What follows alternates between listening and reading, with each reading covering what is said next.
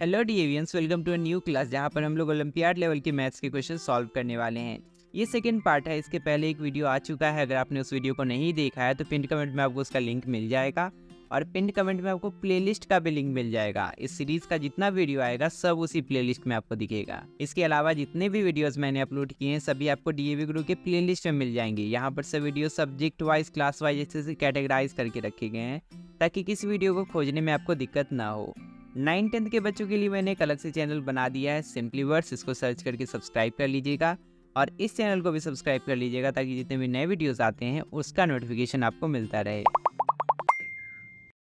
इस सीरीज में हम लोग ये वाला बुक फॉलो करेंगे। इसमें थ्योरी भी बहुत अच्छे से बताया गया है, PYQs भी दिए गए हैं और कुछ नए क्वेश्चंस भी दिए गए हैं। सबको हम लोग सॉल्व करने वाले हैं।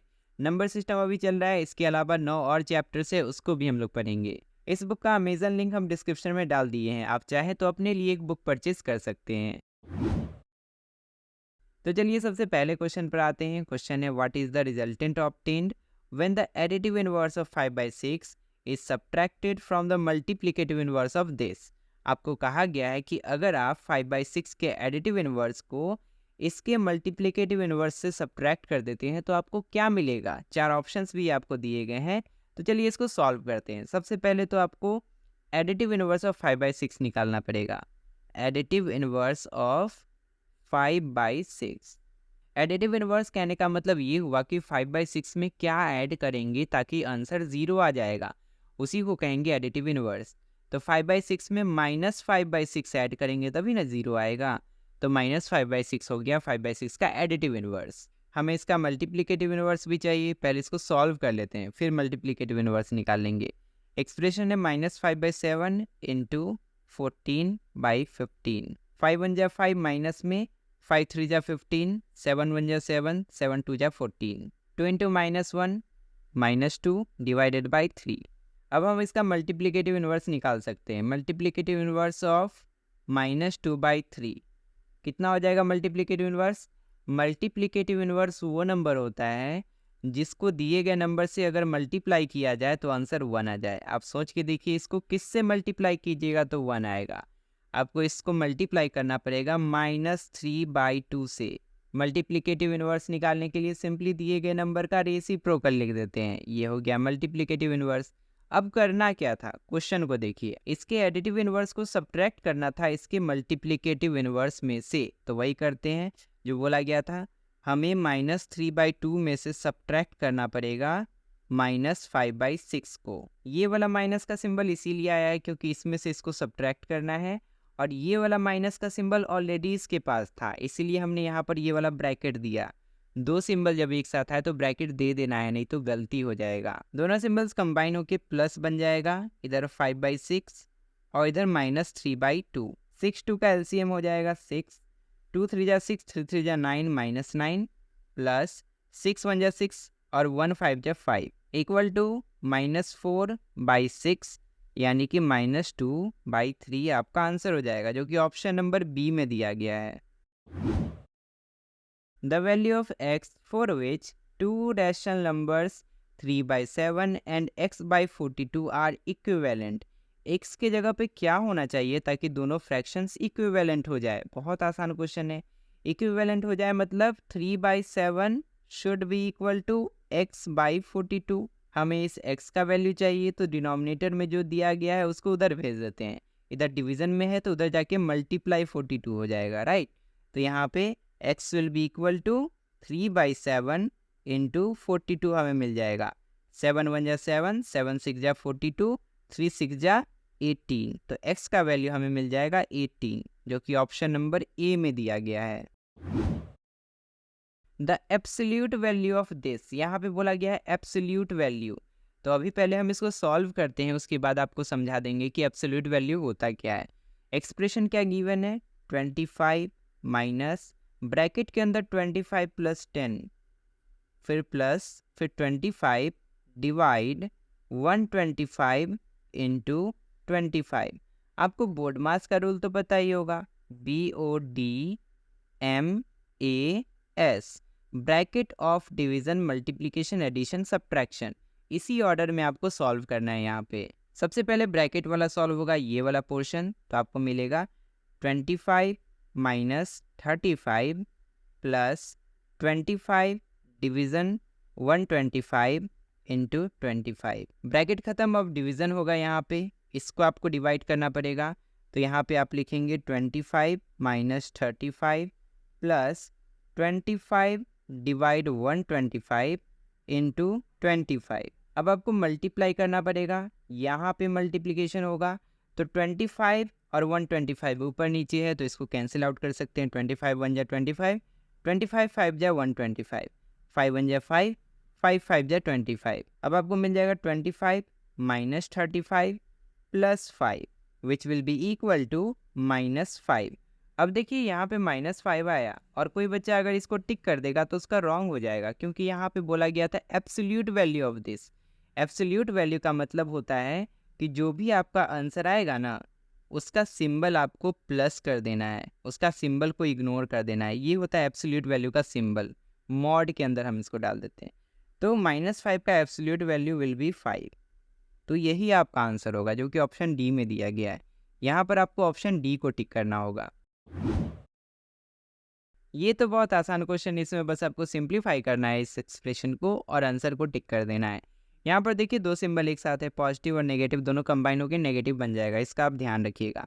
नीचे कौन कौन से नंबर्स हैं? 825 825, तो सबका एलसीएम निकालेंगे। 825 का एलसीएम हो जाएगा 40, आप निकाल के चेक भी कर सकते हैं। तो सबसे पहले तो नीचे 40 लिख देते हैं। अब नीचे वाले से डिवाइड करना है, जितने बार में डिवाइड होगा उसी से ऊपर वाले को मल्टीप्लाई करना है, यहाँ लिख देना है। उसी तरह इससे इसको डिवाइड करेंगे, 20 टाइम्स में होगा, 20 से ऊपर वाले को मल्टीप्लाई करेंगे, यहाँ पे लिख देंगे। बस वही प्रोसेस अपनाएंगे। तो यहाँ पे आपको मिल जाएगा सबसे पहले 15, उसके बाद मिलेगा प्लस 140, उसके बाद मिलेगा -24। -24 क्यों आया? यहाँ पे देखिए 5 से 40 कितने बार में आएगा? 8 टाइम्स में आएगा।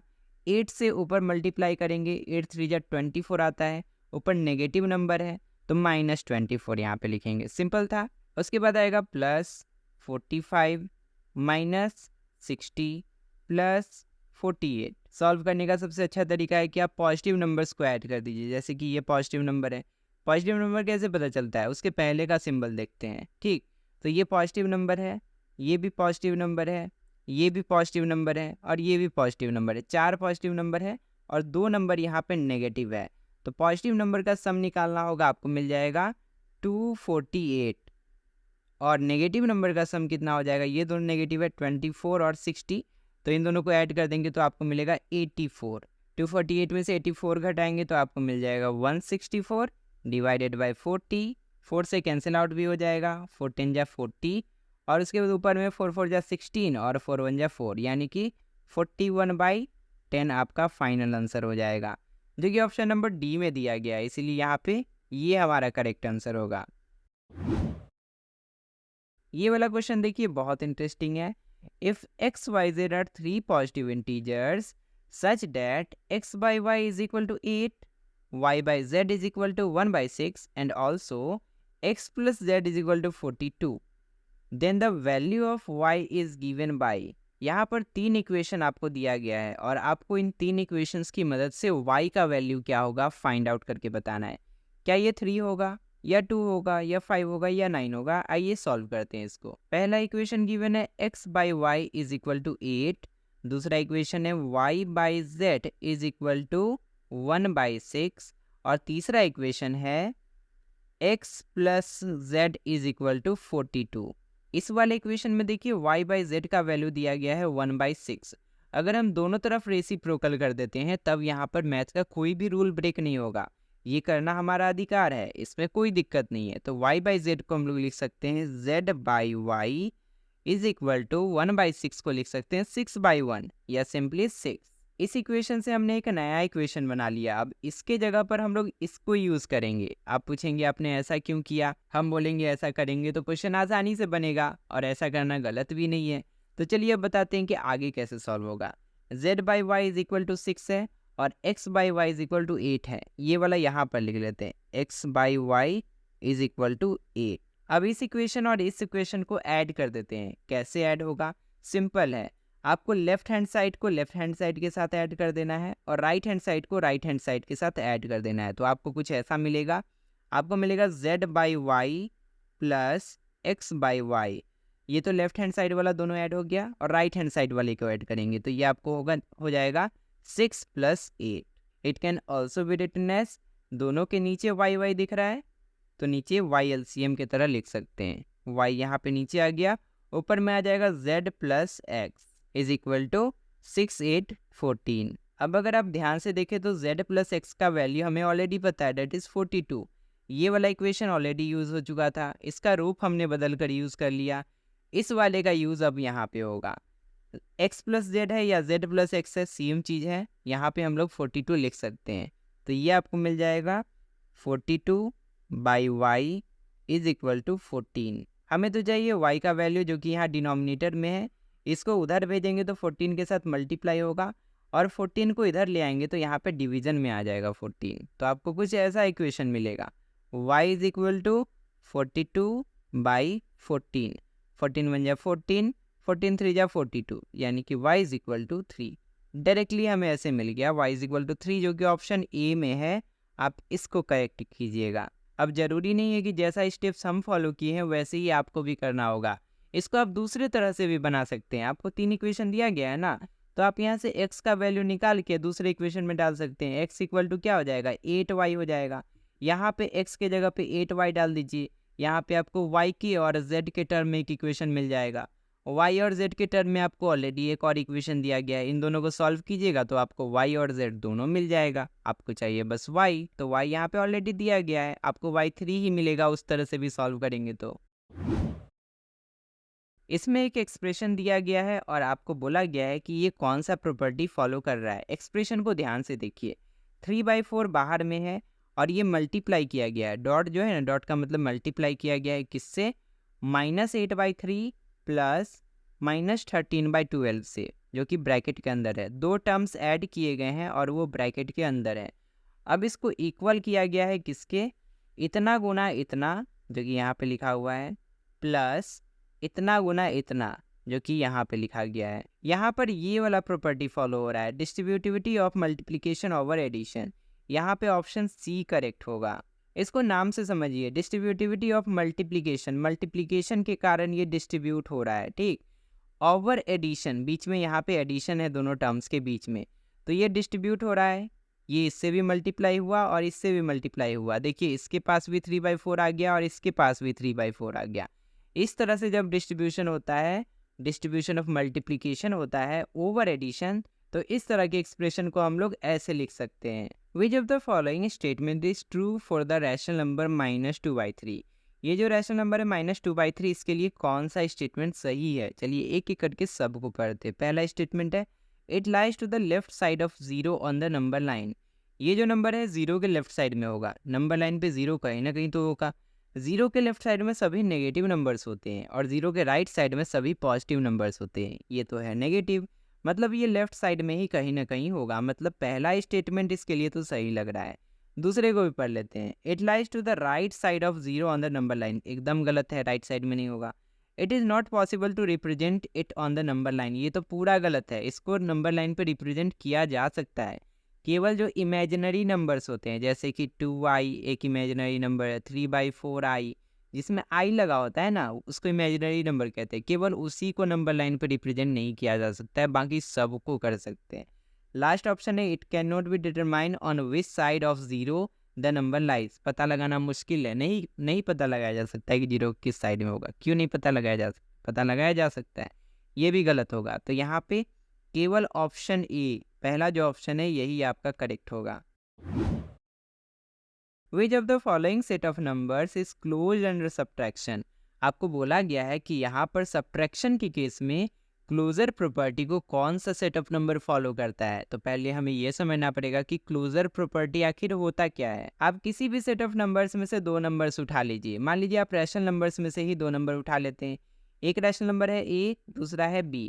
आप a - b करते हैं, आपको कुछ रिजल्ट मिलता है। अगर ये रिजल्ट रैशनल नंबर ही है, ये रैशनल नंबर था, ये भी रैशनल नंबर था, अगर आंसर भी रैशनल नंबर ही आ रहा है, तो आप कहेंगे कि rational number is closed under subtraction. Rational number subtraction के अंदर क्लोजर प्रॉपर्टी को फॉलो करता है। उसी तरह अगर आप दो रैशनल नंबर के बीच में एडिशन करते हैं और आंसर में आपको रैशनल नंबर ही मिलता है, तो आप कहेंगे कि रैशनल नंबर एडिशन में भी क्लोजर प्रॉपर्टी फॉलो करता है।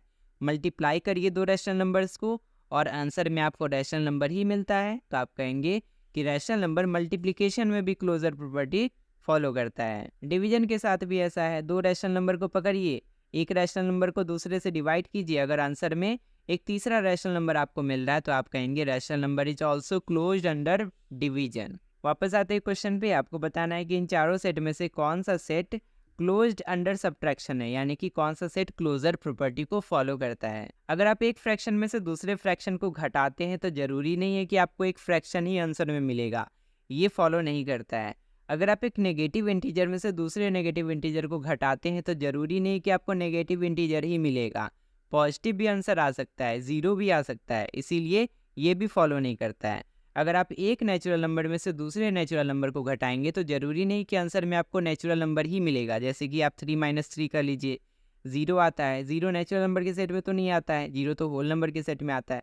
तो यहाँ पर ये भी क्लोजर प्रॉपर्टी को सब्ट्रैक्शन के अंदर फॉलो नहीं करता है। रैशनल नंबर्स, रैशनल नंबर को आप उठा लीजिए, दुनिया में कोई भी रैशनल नंबर उठा लीजिए, एक रैशनल नंबर में से दूसरे को घटाइए, आपको आंसर में हर हाल में रैशनल नंबर ही मिलेगा। इसलिए हम बोल सकते हैं कि यहाँ पे इस क्वेश्चन का करेक्ट आंसर जो है वो ऑप्शन डी होगा। सिमिलर क्वेश्चन अभी हम लोग बनाए भी थे, 5 × 10 + 3 है और इसको लिख दिया है 5 × 10 + 5 × 3। देखिए 5 × 10 + 5 × 3 डिस्ट्रीब्यूट हो जा रहा है, मल्टीप्लिकेशन क्या हो रहा है, यहाँ पे डिस्ट्रीब्यूट हो रहा है। मल्टीप्लिकेशन इसके साथ भी हुआ जो कि यहाँ लिखा है, मल्टीप्लिकेशन इसके साथ भी हुआ जो कि यहाँ पे लिखा है। ओवर एडिशन मतलब बीच में एडिशन है, तो यहाँ पे कौन सा प्रॉपर्टी फॉलो कर रहा है, डिस्ट्रीब्यूटिविटी या डिस्ट्रीब्यूटिव प्रॉपर्टी। तो हम लोग ऑप्शन डी को टिक करेंगे। ये सब बाकी जो प्रॉपर्टी है इसके बारे में भी क्वेश्चन आता है। अगर आपका प्रॉपर्टी के बारे में कॉन्सेप्ट क्लियर नहीं है तो आप YouTube पे सर्च कीजिएगा और सभी प्रॉपर्टीज को समझ लीजिएगा। Which of the following sequences is the increasing order of the given rational numbers. यहाँ पे 3 रैशनल नंबर्स दिए गए हैं और आपको बताना है कि किस ऑप्शन में इन तीनों को इंक्रीजिंग ऑर्डर में लिखा गया है, यानी कि बढ़ते क्रम में। यहाँ तो हमें कैलकुलेशन भी नहीं करना पड़ेगा, यहाँ पर एक ही नेगेटिव नंबर है, डेट इज -4/6, तो सबसे छोटा यही हो गया। सबसे पहले -4/6 आएगा जो कि इन दोनों ऑप्शन में दिख रहा है। उसके बाद इन दोनों में कौन छोटा है, 1/5 छोटा है कि 2/5 छोटा है, ऑब्वियसली 1/5 छोटा है। तो एक नंबर पे ये वाला आएगा, 2 नंबर पे ये वाला आएगा और 3 नंबर पे ये वाला आएगा। -4/6, 1/5, 2/5 जो कि ऑप्शन सी में दिख रहा है, तो यहाँ पे ऑप्शन सी को हम टिक करेंगे। तो फाइनली हमने आज नंबर सिस्टम के 10 और क्वेश्चन सॉल्व कर लिए और भी बहुत सारे क्वेश्चन बचे हुए हैं इस चैप्टर में, उसको भी सॉल्व करेंगे आने वाले पार्ट्स में। इसके अलावा 9 और चैप्टर्स है, उसको भी हमें पढ़ना है एक एक करके। आप अपने लिए ये वाला बुक ले लीजिएगा, अमेजन का लिंक हम डिस्क्रिप्शन में डाल दिए हैं। चैनल को सब्सक्राइब कर लीजिएगा ताकि जितने भी क्लासेस होते हैं उसका नोटिफिकेशन आपको मिलता रहे। लेफ्ट साइड में क्लिक करके आप ओलंपियाड का प्लेलिस्ट ओपन कर सकते हैं, वहाँ पर आपको एक लाइन से हर चैप्टर का वीडियो मिल जाएगा और अगली क्लास का वीडियो देखने के लिए आप राइट साइड में क्लिक कीजिए। फिलहाल इस वीडियो में इतना ही, मिलते हैं अगली क्लास में बहुत सारे नए क्वेश्चंस के साथ। तब तक के लिए अपना ध्यान रखिए और अच्छे से पढ़ाई करते रहिए।